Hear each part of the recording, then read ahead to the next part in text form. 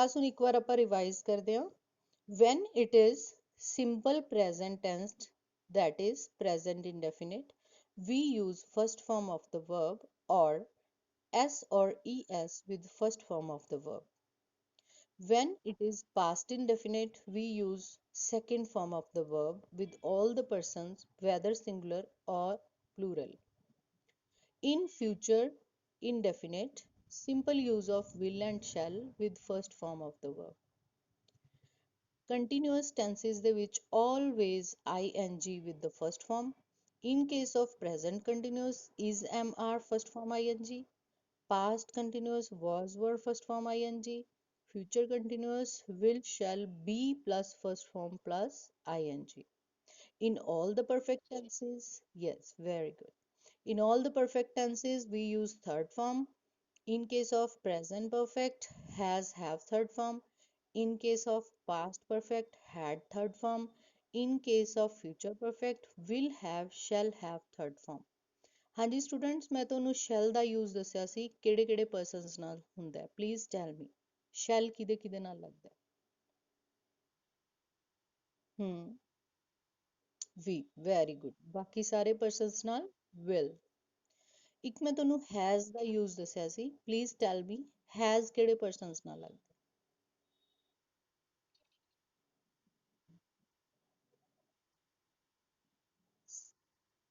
Very good. ਔਰ ਆਈ ਨਾਲ ਕੀ ਲੱਗਦਾ ਹੈ, ਹੈਜ਼ ਜਾਂ ਹੈਵ। ਵੀ ਨਾਲ, ਯੂ ਨਾਲ, ਔਰ ਰਮਨ ਨਾਲ। ਰਮਨ ਕਿਸੇ ਦਾ ਨਾਮ। ਹੈਜ਼। ਐਕਸਲੈਂਟ, ਤਿੰਨੋਂ ਆਂਸਰ ਤੁਹਾਡੇ ਠੀਕ ਹੈ। ਚਲੋ moving on to the present perfect continuous. Perfect continuous ਚ been first form ing common ਹੈ। ਪ੍ਰੈਜ਼ੈਂਟ ਪਾਸਟ ਫਿਊਚਰ ਤਿੰਨਾਂ ਚ been first form ing common ਹੈ, ਸਾਰਿਆਂ ਚ ਹੀ ਲੱਗੂਗਾ। ਸਿਰਫ ਫਰਕ ਕਿੱਥੇ ਪੈ ਜਾਂਦਾ ਹੈ, ਪ੍ਰੈਜ਼ੈਂਟ ਪਰਫੈਕਟ ਕੰਟੀਨਿਊਅਸ ਚ ਹੈਜ਼ ਬੀਨ ਜਾਂ have been, past perfect continuous ਚ had been, future perfect continuous ਚ will have been, shall have been. ਤਾਂ ਬੇਟੇ ਤੁਸੀਂ ਨੋਟ ਕੀਤਾ ਕਿ ਜਦੋਂ ਅਸੀਂ ਟੈਂਸ ਚੇਂਜ ਕਰਦੇ ਹਾਂ, ਅਸੀਂ ਟੈਂਸ ਚੇਂਜ ਵੇਲੇ ਦੋ ਹੀ ਚੀਜ਼ਾਂ ਚੇਂਜ ਕਰ ਰਹੇ ਹਾਂ। ਜਾਂ ਤਾਂ ਅਸੀਂ ਉਸਦਾ ਹੈਲਪਿੰਗ ਵਰਬ ਚੇਂਜ ਕਰ ਰਹੇ ਹਾਂ ਜਾਂ ਉਸਦਾ ਮੇਨ ਵਰਬ ਚੇਂਜ ਕਰ ਰਹੇ ਹਾਂ। ਇਹੀ ਚੇਂਜਸ ਹੋ ਰਹੀਆਂ ਨਾ। ਤੇ ਤੁਸੀਂ ਟੈਂਸ ਪਛਾਣਨ ਲਈ ਕੀ ਕਰਨਾ ਹੈ, ਹੈਲਪਿੰਗ ਵਰਬ ਪਹਿਚਾਣ ਲੈਣਾ ਤੇ ਉਸ ਤੋਂ ਬਾਅਦ ਦੇਖਣਾ ਹੈ ਅਗਰ ਇਸ 'ਚ ਫਸਟ ਸੈਕਿੰਡ ਫਾਰਮ ਲੱਗੀ ਹੈ ਜਾਂ ਵਿਲਸ਼ਰ ਨਾਲ ਫਸਟ ਫਾਰਮ ਲੱਗੀ ਹੈ ਤਾਂ ਇਹ ਸਾਰੇ ਇੰਡੈਫੀਨਿਟਸ ਆ ਗਏ। ਅਗਰ ing ਲੱਗਿਆ ਇਟ ਮੀਨਸ ਕੰਟੀਨਿਊਅਸ ਹੈ। ਸਭ ਤੋਂ ਪਹਿਲਾਂ ing ਦੇਖ ਕੇ ਪਤਾ ਲੱਗ ਜੂਗਾ ਕੰਟੀਨਿਊਅਸ ਹੈ। ਫਿਰ ਆਪਾਂ ਡਿਸਾਈਡ ਕਰਾਂਗੇ ਕਿ ਅਗਰ is mr ਨਾਲ ing ਹੈ ਤਾਂ ਪ੍ਰੈਜ਼ੈਂਟ ਕੰਟੀਨਿਊਅਸ, ਅਗਰ was were ਨਾਲ ing ਹੈ ਤਾਂ ਪਾਸਟ ਕੰਟੀਨਿਊਅਸ, ਅਗਰ shall be will be ਨਾਲ ing ਹੈ ਤਾਂ ਫਿਊਚਰ ਕੰਟੀਨਿਊਅਸ। ਪਰਫੈਕਟ ਟੈਂਸਿਸ ਦੀ ਪਹਿਚਾਣ ਹੈ ਥਰਡ ਫਾਰਮ। ਥਰਡ ਫਾਰਮ ਅਗਰ ਹੈਜ਼ ਹੈਵ ਨਾਲ ਹੈ ਤਾਂ ਪ੍ਰੈਜ਼ੈਂਟ ਪਰਫੈਕਟ, ਅਗਰ ਹੈਡ ਨਾਲ ਹੈ ਤਾਂ ਪਾਸਟ ਪਰਫੈਕਟ, ਅਗਰ ਸ਼ੈਲ ਹੈਵ ਜਾਂ ਵਿਲ ਹੈਵ ਨਾਲ ਹੈ ਤਾਂ ਫਿਊਚਰ ਪਰਫੈਕਟ। ਪਰਫੈਕਟ ਕੰਟੀਨਿਊਅਸ ਚ ਸਾਰਾ ਕੁਝ ਹੀ ਲੱਗ ਜਾਣਾ ਹੈ, has been, have been, first form ing, present perfect continuous, past perfect continuous, had been, first form ing, और future perfect continuous will have been, shall have been, first form ing। पूरी तरह समझ आ गया? Okay, now come to the exercise. When I reached the station, the train dash leave, word की मिला leave, first form leave है। सो ਤੁਹਾਨੂੰ ਕਿਹਾ ਜਾ ਰਿਹਾ ਹੈ बेटे मेरी आवाज आ रही है? ओके।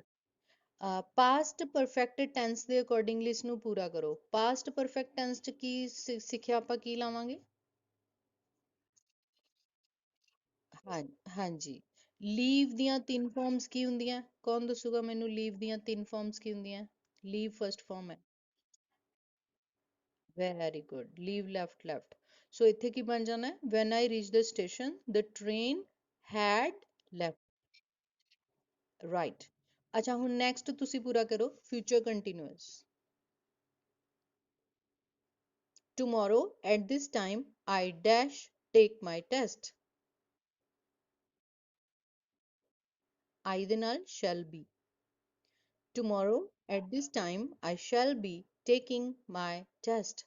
ਜਦੋਂ ਬੇਟਾ ਤੁਸੀਂ taking ਲਾਓਗੇ ਤਾਂ e ਕੱਟ ਕੇ ing ਲਾਓਗੇ. Okay? Number 3. They dash when the thief entered the house. Past continuous. Complete it. Were sleeping is the right answer. I hope ਤੁਸੀਂ ਆਪਣੀ ਸਮਝ ਨਾਲ ਕਰ ਰਹੇ ਹੋ, ਨੀਚੇ ਆਨਸਰਸ ਨਹੀਂ ਦਿਖ ਰਹੇ ਕਿਉਂਕਿ ਸਕਰੀਨ ਸ਼ੇਅਰ ਹੈ, ਮੈਂ ਇਸ ਨੂੰ ਛੁਪਾ ਨਹੀਂ ਸਕਦੀ. ਸੋ ਨੀਚੇ ਆਨਸਰਸ ਨਾ ਦੇਖਿਓ ਪਲੀਜ਼, ਆਪਣੇ ਆਪ ਕਰਨ ਦੀ ਕੋਸ਼ਿਸ਼ ਕਰਿਓ. Next, he dash here for 10 years. For 10 years. Present perfect continuous. ਹਾਂਜੀ ਕੀ ਲਗਾਈਏ?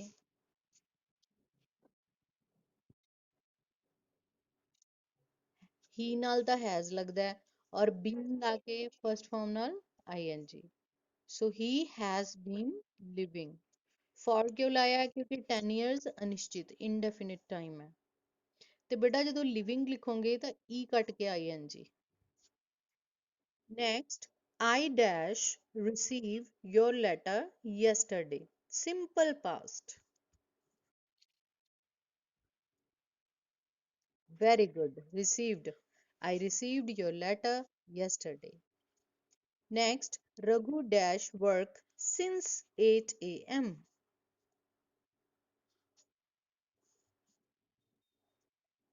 8 ਵਜੇ ਤੋਂ ਕੰਮ ਕਰ ਰਿਹਾ ਹੈ. Has been working. Very good. Number 7. Rajiv dash a song. Past continuous. Was singing. Good. Next. We dash to school on foot. Simple present. Very good. ਕੋਈ ਕੰਮ ਅਗਰ ਹਰ ਰੋਜ਼ ਹੁੰਦਾ ਹੈ ਤਾਂ ਅਸੀਂ ਫਸਟ ਫਾਰਮ ਲਾ ਦਿੰਦੇ ਹਾਂ, ਉਹ ਪ੍ਰੈਜ਼ੈਂਟ ਇਨਫਿਨਿਟ ਬਣ ਜਾਂਦਾ ਹੈ. We go to school on foot ਦਾ ਮਤਲਬ ਕਿ ਹਰ ਰੋਜ਼ ਸਕੂਲ ਜਾਂਦੇ ਹਾਂ. Okay. The boys dash cricket now. Present continuous. Are playing. Right answer. Number 10. They dash finish their work. Present perfect. They have finished their work. Now, now you know everything about the tenses. Let us quickly discuss the syllabus that will be a part of these exam. ਹਾਂਜੀ ਬੇਟਾ, ਇਹ ਸਾਰਾ syllabus ਤੁਹਾਨੂੰ ਆਣਾ ਹੈ, ਦੇਖ ਪਾ ਰਹੇ ਹੋ ਤੁਸੀਂ? ਮਿਸ਼ਨ ਸ਼ਤ ਪ੍ਰਤੀਸ਼ਤ. ਓਕੇ, ਅੱਜ ਦੀ ਕਲਾਸ 'ਚ ਨਾ ਅਸੀਂ ਹੁਣ ਇਸ ਟਾਈਮ ਰਿਵਾਈਜ਼ ਕਰਦੇ ਹਾਂ ਕਿ ਇਹਨਾਂ ਚੈਪਟਰਸ ਦੇ ਕੀ ਕੀ ਰਾਈਟਰਸ ਨੇ ਔਰ ਕਿਹੜਾ ਇਹਦੇ ਵਿੱਚੋਂ ਕੁਝ ਇੰਪੋਰਟੈਂਟ ਬਣਦਾ ਹੈ. ਸੋ ਲੈਸਨਸ ਫॉर ਇੰਟੈਂਸਿਵ ਸਟੱਡੀ. ਕੱਲ ਵੀ ਮੈਂ ਇੱਕ ਕਲਾਸ ਲਵਾਂਗੀ. ਤੁਹਾਡਾ ਪੇਪਰ ਪਰਸੋਂ ਹੈ ਇੰਗਲਿਸ਼ ਦਾ ਕਿ ਕੱਲ ਹੈ? ਕੱਲ ਹੈ ਇੰਗਲਿਸ਼ ਦਾ ਪੇਪਰ? ਓਕੇ, ਕੱਲ ਹੈ. ਓਕੇ ਓਕੇ, ਚਲੋ ਠੀਕ ਹੈ. First, gender bias. Who is the writer? Sudha Murthy. Murthy ਦੇ ਸਪੈਲਿੰਗ ਨੋਟ ਕਰੋ, MURTHY. ਹਾਂਜੀ. Second chapter, the portrait of a lady. Who is the writer? ਬਿਲਕੁਲ ਸਹੀ ਹੈ, Khushwant Singh. Number 3, liberty and discipline. Who is the writer? Sir William Slim. A president speaks. ਇਹ ਇੱਕ speech ਹੈ, ਸਾਡੇ ਕਿਹੜੇ ਪ੍ਰੈਜ਼ੀਡੈਂਟ ਸਾਹਿਬ ਦੀ ਹੈ?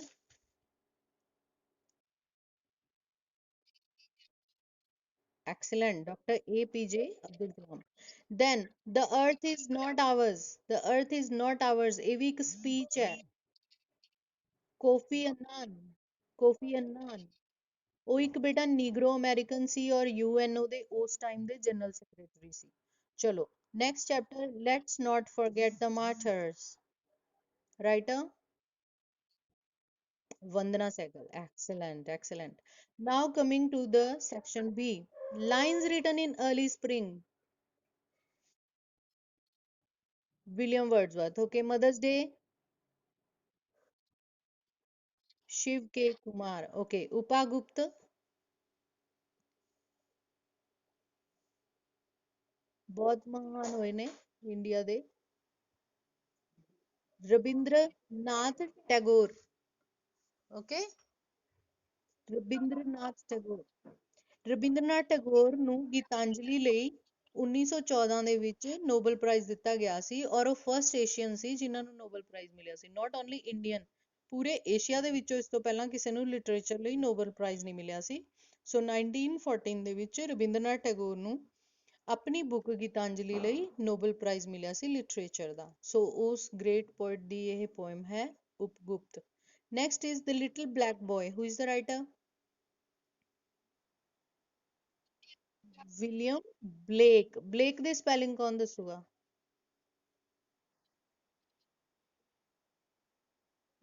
Right answer.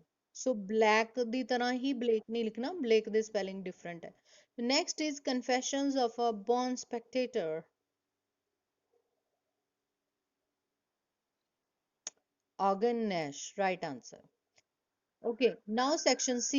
Who is the writer of An Astrologer's Day? R.K. Narayan. The Tiger in the Tunnel? Ruskin Bond. Sparrows? K.A. Abbas. The Model Millionaire? Oscar Wilde. Oscar Wilde, beta. The Panch Parmeshwar? Right answer. Ji right answer, Munshi Premchand. ਹੁਣ ਬੱਚੇ grammar and composition, ਇਸ ਦੇ ਵਿੱਚੋਂ comprehension ਦੇ ਵਿੱਚੋਂ ਤੁਹਾਨੂੰ ਬਹੁਤ easy ਆਣਾ ਹੈ। ਕੰਪਰੀਹੈਂਸ਼ਨ ਦੇ ਦੋ ਪੈਸੇਜ ਆਣੇ ਆ, ਉਹ ਅਨਸੀਨ ਆਣੇ ਆ, ਸੋ ਉਹ ਤਾਂ ਸਾਨੂੰ ਪਤਾ ਹੀ ਨਹੀਂ ਕਿੱਥੋਂ ਆ ਜਾਊਗਾ। ਸੈਕਿੰਡ ਥਿੰਗ ਇਹ ਹੈ ਕਿ ਡਿਟਰਮੀਨਰਸ, ਡਿਟਰਮੀਨਰਸ ਬਹੁਤ ਹੀ ਆਸਾਨ ਹੁੰਦੇ ਆ, ਏ ਐਨ ਦ ਸਮ ਐਨੀ, ਲਗਭਗ ਇਸ ਦੇ ਵਿੱਚੋਂ ਹੀ ਆਨਸਰ ਆ ਜਾਂਦਾ ਹੁੰਦਾ ਹੈ। ਮਾਡਲਸ ਦਾ ਮਤਲਬ ਕੀ ਹੁੰਦਾ ਹੈ? ਮਾਡਲਸ ਦਾ ਮਤਲਬ will, shall, should, would, may, might, could, can, ought to, need, dare, ਇਹਨਾਂ ਸ਼ਬਦਾਂ ਨਾਲ। ਇੱਕ ਗੱਲ ਧਿਆਨ ਰੱਖਣੀ ਹੈ, ਜਿੱਥੇ ਵੀ ਤੁਸੀਂ ਮਾਡਲ ਯੂਜ਼ ਕਰਨਾ ਹੈ ਉੱਥੇ ਤੁਸੀਂ verb ਦੀ form first ਲਾਣੀ ਹੈ। Next is prepositions। prepositions ਕਿਹੜੇ ਹੁੰਦੇ ਨੇ? on, from, in, into, upon, under, above, beside, besides, between, among। ਇਹਦੇ ਵਿੱਚੋਂ ਨਾ ਕੁਝ ਚੀਜ਼ਾਂ ਧਿਆਨ ਰੱਖਣ ਵਾਲੀਆਂ ਨੇ, ਉਹ ਇਹ ਕਿ ਅਗਰ ਦੋ ਜਣਿਆਂ 'ਚ ਕੋਈ ਐਕਟੀਵਿਟੀ ਹੋ ਰਹੀ ਹੈ ਤਾਂ between, ਅਗਰ ਜ਼ਿਆਦਾ ਜਣਿਆਂ 'ਚ ਹੋ ਰਹੀ ਹੈ ਤਾਂ among। I distribute I distributed the sweets between two brothers। ਸੋ ਦੋ ਜਣਿਆਂ 'ਚ ਮਿਠਾਈ ਵੰਡੀ ਤਾਂ between। ਅਗਰ ਮੈਂ ਕਹਾਂ ਕਿ I distributed the sweets among whole class, Puri class ਦੇ ਵਿੱਚ ਕੋਈ ਚੀਜ਼ ਵੰਡੀ ਤਾਂ ਉੱਥੇ ਮੈਂ ਕੀ ਯੂਜ਼ ਕਰ ਲਿਆ? among। ਹਾਂਜੀ, ਅਗਰ ਜ਼ਿਆਦਾ ਜਣਿਆਂ 'ਚ ਕੋਈ ਡਿਸਟ੍ਰੀਬਿਊਸ਼ਨ ਹੈ ਤਾਂ among, ਅਗਰ ਦੋ ਜਣਿਆਂ 'ਚ ਕੋਈ ਡਿਸਟ੍ਰੀਬਿਊਸ਼ਨ ਹੈ ਤਾਂ between। ਇੱਕ ਤੁਸੀਂ ਯਾਦ ਰੱਖਣਾ difference between in and into। in and into, ਅਗਰ ਕੋਈ ਚੀਜ਼ ਕਿਸੇ ਦੇ ਅੰਦਰ ਸਟਿਲ ਪਈ ਹੈ, ਕੋਈ ਮੂਵਮੈਂਟ ਨਹੀਂ, ਤਾਂ in। ਅਗਰ ਉਸਦੇ ਅੰਦਰ ਮੂਵਮੈਂਟ ਹੈ ਤਾਂ into। ਸੋ ਅਗਰ ਕੋਈ ਇਨਸਾਨ ਪਹਿਲਾਂ ਹੀ ਕਿਸੇ ਰੂਮ 'ਚ ਬੈਠਾ ਹੈ ਤਾਂ ਮੈਂ ਕਹਤਾ he is sitting in the room।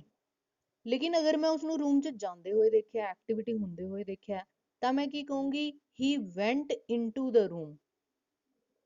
Okay, ਜਿੱਥੇ ਐਕਸ਼ਨ ਹੈ into, ਜਿੱਥੇ ਸਟਿਲ ਹੈ ਕੋਈ ਚੀਜ਼ ਉੱਥੇ in। ਇਸੇ ਤਰੀਕੇ ਨਾਲ there is water in the jug but I poured water into the jug। ਇਹ ਡਿਫਰੈਂਸ ਸਮਝ ਆ ਗਿਆ ਕਲਾਸ? ਹੁਣ ਇੱਕ ਡਿਫਰੈਂਸ ਸਮਝੋ on ਤੇ upon ਦਾ।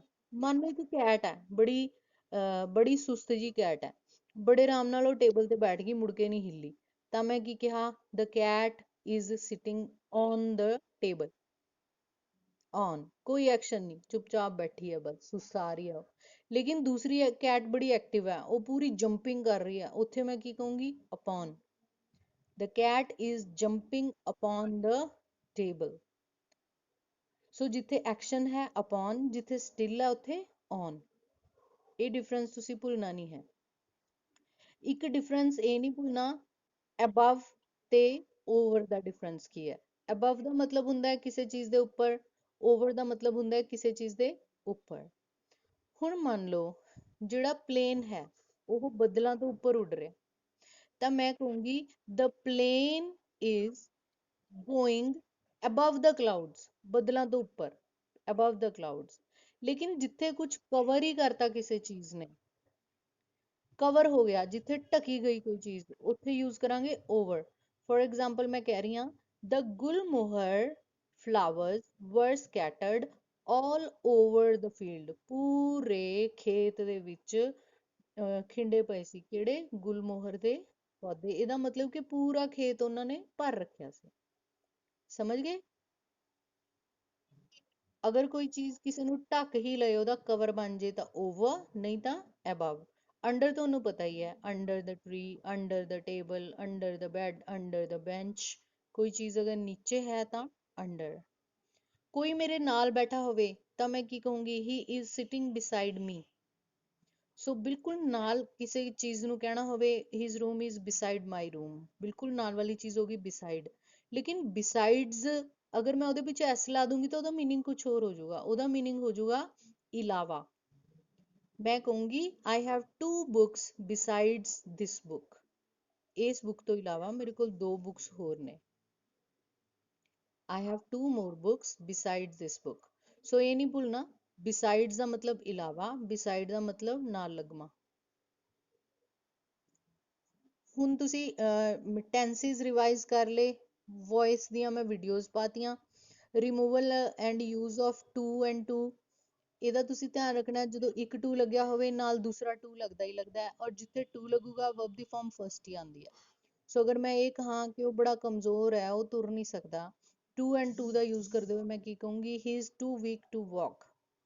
ਪੇਪਰਸ ਤੁਹਾਨੂੰ ਕਹਿਣਗੇ ਕਿ ਟੂ ਹਟਾ ਦਿਓ, ਜਦੋਂ ਤੁਸੀਂ ਟੂ ਹਟਾਣਾ ਤਾਂ ਸੋ ਤੇ ਦੈਟ ਲਾਣਾ। ਸੋ ਕੱਲ ਵੀ ਮੈਂ ਜ਼ੂਮ ਕਲਾਸ 'ਚ ਸਮਝਾਇਆ ਸੀ, he is too weak to walk, he is so weak that he can not walk. ਤਾਂ ਇੱਥੇ ਤੁਸੀਂ ਕੁਝ ਚੀਜ਼ਾਂ ਆਪਣੇ ਵੱਲੋਂ ਲਾਈਆਂ, ਪਹਿਲਾਂ ਟੂ ਹਟਾ ਕੇ ਸੋ ਲਗਾਇਆ, ਸੋ ਲਾ ਕੇ ਵਰਬ ਲੱਗਿਆ, ਵਰਬ ਤੋਂ ਬਾਅਦ ਦੈਟ ਤੋਂ ਬਾਅਦ ਫਿਰ ਦੁਬਾਰਾ ਤੁਸੀਂ ਸਬਜੈਕਟ ਲਾਓਗੇ, he is so weak that he, ਫਿਰ ਕੈਨ ਨਾਟ। ਅਗਰ ਇਜ਼ ਹੈ ਤਾਂ ਕੈਨ ਨਾਟ, ਅਗਰ ਵਾਜ਼ ਹੈ ਤਾਂ ਕੁਡ ਨਾਟ। ਠੀਕ ਹੈ ਬੱਚੇ? For example, she is too arrogant to learn। ਉਹ ਇੰਨੀ ਆਕੜ ਕਰਨੀ ਹੈ ਕਿ ਉਹ ਕੁਝ ਸਿੱਖ ਨਹੀਂ ਸਕਦੀ। she is too arrogant to learn। she is so arrogant that she cannot learn। he was he was too good to beg। he was so good that he could not beg। got it? ਹਾਂਜੀ। ਅਨਸੀਨ comprehension ਤੁਹਾਨੂੰ ਪਤਾ ਹੈ, ਤੁਹਾਨੂੰ ਇੱਕ 10 number ਦਾ paragraph ਆਏਗਾ, ਇੱਕ 6 number ਦਾ, 16 number ਦੀ ਅਨਸੀਨ ਹੈ, ਉਹ ਤੁਹਾਨੂੰ ਮੌਕੇ ਤੇ ਆਨਸਰ ਉਹਦੇ ਵਿੱਚੋਂ ਹੀ ਮਿਲ ਜਾਣੇ ਆ। ਹੁਣ ਅਸੀਂ ਆ ਗਏ use of same word as noun, verb and adjective. ਇੱਥੇ ਦੇਖੋ, ਅਗਰ ਕਿਸੇ ਚੀਜ਼ ਦਾ ਨਾਮ ਹੈ ਤਾਂ ਉਹ ਵਰਡ ਐਜ਼ ਨਾਊਨ ਯੂਜ਼ ਹੋ ਗਿਆ, ਅਗਰ ਉਸਦੇ ਵਿੱਚ ਐਕਸ਼ਨ ਸ਼ੋ ਹੋ ਰਿਹਾ ਤਾਂ ਐਜ਼ ਵਰਬ ਯੂਜ਼ ਹੋ ਗਿਆ, ਅਗਰ ਉਹ ਕਿਸੇ ਨਾਉਨ ਜਾਂ ਪ੍ਰੋਨਾਉਨ ਦੀ ਕੁਆਲਿਟੀ ਦੱਸਦਾ ਹੈ ਤਾਂ ਐਜ਼ ਐਡਜੈਕਟਿਵ ਯੂਜ਼ ਹੋ ਗਿਆ। ਫॉर एग्जाम्पल, ਮੇਰੇ ਕੋਲ ਵਰਡ ਹੈ ਵਾਟਰ। ਜਦੋਂ ਮੈਂ ਵਾਟਰ ਨੂੰ ਐਜ਼ ਨਾਉਨ ਯੂਜ਼ ਕਰ ਰਹੀ ਹਾਂ ਤਾਂ ਮੇਰਾ ਮਤਲਬ ਹੈ ਪਾਣੀ। ਤਾਂ ਮੈਂ ਕੀ ਕਹੂੰਗੀ? Please give me some water, ਮੈਨੂੰ ਥੋੜਾ ਜਿਹਾ ਪਾਣੀ ਦਿਓ ਕਿਰਪਾ ਕਰਕੇ। ਸੋ ਜਦੋਂ ਮੈਂ ਕਿਸੇ ਵਸਤੂ ਦਾ ਨਾਂ ਲੈਤਾ ਤਾਂ ਵਾਟਰ ਕੀ ਬਣ ਗਿਆ? ਪਾਣੀ। ਜਦੋਂ ਵਾਟਰ ਨੂੰ ਐਜ਼ ਵਰਬ ਯੂਜ਼ ਕਰ ਰਹੇ ਹਾਂ ਤਾਂ ਉਹਦਾ ਮਤਲਬ ਹੋ ਜਾਊਗਾ ਪਾਣੀ ਦੇਣਾ। The gardener was watering the plants। ਇਹ ਕੀ ਬਣ ਗਿਆ? ਵਰਬ, ਇੱਥੇ ਐਕਸ਼ਨ ਹੋ ਗਿਆ। ਐਡਜੈਕਟਿਵ ਕੀ ਹੁੰਦਾ ਹੈ? ਐਡਜੈਕਟਿਵ ਮਤਲਬ ਜਦੋਂ ਕੋਈ ਵਾਟਰ ਨਾਲ ਰਿਲੇਟਡ ਚੀਜ਼, ਵਾਟਰ ਜਿੱਥੇ ਵਿਸ਼ੇਸ਼ਣ ਦਾ ਕੰਮ ਕਰ ਰਿਹਾ। I bought a new water boat। ਮੈਂ ਇੱਕ ਨਵੀਂ ਪਾਣੀ ਵਾਲੀ ਕਿਸ਼ਤੀ ਲਈ ਹੈ। I bought a new water boat। boat ਕੀ ਹੈ? ਇੱਕ ਨਾਉਨ, ਉਸਦੀ ਕੁਆਲਿਟੀ ਕੌਣ ਦੱਸ ਰਿਹਾ? ਵਾਟਰ। ਹਾਂ, water boat, water bottle, water tank, water plants, water animals, ਕੁਝ ਵੀ ਹੋ ਸਕਦਾ। ਚਲੋ ਅੱਗੇ ਆ ਜਾਓ। ਰਾਈਟਿੰਗ ਸਕਿੱਲਸ, ਇਸ ਦੇ ਵਿੱਚ ਲੈਟਰਸ ਸਿਰਫ ਸੋਸ਼ਲ ਤੇ ਪਰਸਨਲ ਹੀ ਨੇ ਬੇਟੇ, ਉਹ ਤੁਸੀਂ ਇੰਗਲਿਸ਼ ਗ੍ਰਾਮਰ ਚੋਂ ਕਰਨੀਆਂ ਨੇ। ਸਿਰਫ ਸੋਲਵਡ ਲੈਟਰਸ ਨੇ, ਅਨਸੋਲਵਡ ਲੈਟਰਸ ਨੂੰ ਤੁਹਾਨੂੰ ਕਰਨ ਦੀ ਲੋੜ ਹੀ ਨਹੀਂ ਹੈ। ਨੋਟਿਸ ਰਾਈਟਿੰਗ ਵੀ ਤੁਹਾਨੂੰ ਸਾਰਾ ਟੀਚਰਸ ਨੇ ਦੱਸਤਾ ਹੋਣਾ ਕਿ ਕਿਹੜੇ ਕਿਹੜੇ ਨੋਟਿਸ ਕੱਟ ਗਏ, ਸਿਰਫ ਉਸਦੇ ਵਿੱਚੋਂ ਸੋਲਵਡ ਨੋਟਿਸ ਹੀ ਕਰਨੇ ਆ, ਅਨਸੋਲਵਡ ਨੋਟਿਸ ਨਹੀਂ ਕਰਨੇ। ਇਸੇ ਤਰ੍ਹਾਂ advertisement, note making, message writing, ਸਭ ਕੁਝ ਸੋਲਵਡ ਹੀ ਕਰਨਾ ਹੈ। ਇਹ ਤੁਹਾਨੂੰ ਪਤਾ ਹੀ ਹੈ ਕਿ ਇਹਨਾਂ ਚੋਂ ਕੋਈ ਦੋ ਆਣਗੇ, ਯਾਨੀ ਕਿ ਚੋਇਸ ਆਏਗੀ, ਚਾਰੋਂ ਦੇ ਚਾਰੋਂ ਨਹੀਂ ਆਣਗੇ, ਸੋ ਕੋਈ ਦੋ ਆਣਗੇ। ਯਾਨੀ ਕਿ ਅਗਰ ਤੁਸੀਂ ਕੋਈ ਦੋ ਜਾਂ ਤਿੰਨ ਟਾਈਪਸ ਵੀ ਕਰ ਲੈਂਦੇ ਹੋ ਤਾਂ ਤੁਹਾਡਾ ਰਿਸਕ ਕਵਰ ਹੋ ਜਾਊਗਾ। ਟਰਾਂਸਲੇਸ਼ਨ ਦੇ ਵਿੱਚ 1 to 100 ਸੈਂਟੈਂਸਿਸ ਦੀ ਟਰਾਂਸਲੇਸ਼ਨ ਉਹ ਕਈ ਵਾਰ ਗਰੁੱਪਸ ਦੇ ਵਿੱਚ ਸ਼ੇਅਰ ਹੋਣੀ, ਤੁਹਾਡੀ ਕਈ ਵਾਰ ਸ਼ੇਅਰ ਹੋਈ ਹੋਈ ਹੈ। ਸੋ ਜੈਂਡਰ ਬਾਇਸ, ਹਾਂਜੀ ਹਾਂਜੀ ਬੋਲੋ ਬੋਲੋ ਬੋਲੋ।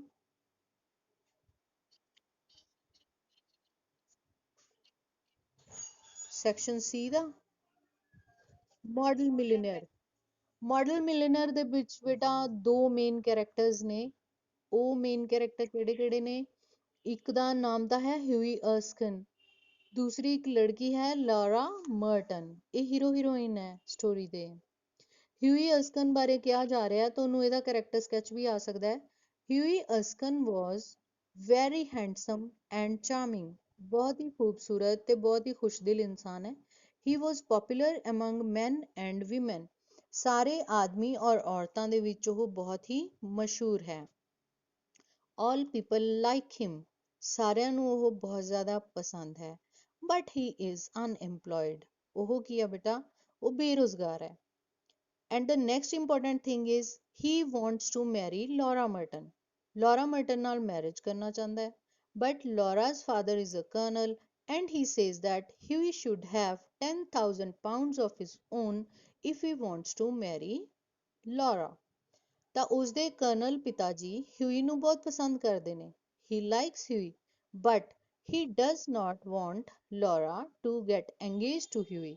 ਉਹਦੀ engagement ਨਹੀਂ ਕਰਦੇ, ਮੈਰਿਜ ਨਹੀਂ ਕਰਦੇ ਹਿਊਈ ਨਾਲ, ਕਿਉਂਕਿ ਉਹ ਕਹਿੰਦੇ ਨੇ ਕਿ ਹਿਊਈ ਕੋਲ ਜਦ ਤੱਕ ਆਪਣੇ 10,000 ਪਾਉਂਡ ਨਹੀਂ ਹੋਣਗੇ, ਇੰਨੀ ਕਮਾਈ ਨਹੀਂ ਕਰ ਲੈਂਦਾ, ਉਦੋਂ ਤੱਕ ਲੌਰਾ ਨਾਲ ਮੈਰਿਜ ਨਹੀਂ ਕਰ ਸਕਦਾ। ਠੀਕ ਹੈ ਨਾ, ਇੱਥੋਂ ਤੱਕ ਸਮਝ ਆ ਗਿਆ? ਉਸ ਤੋਂ ਬਾਅਦ ਹਿਊਈ ਦਾ ਇੱਕ ਬੈਸਟ ਫਰੈਂਡ ਹੈ Alan Trevor. Alan Trevor is not a very handsome man, but he is a good artist. Alan Trevor ਜ਼ਿਆਦਾ ਹੈਂਡਸਮ ਨਹੀਂ ਹੈ, ਪਰ ਉਹ ਇੱਕ ਬਹੁਤ ਅੱਛਾ ਆਰਟਿਸਟ ਹੈ।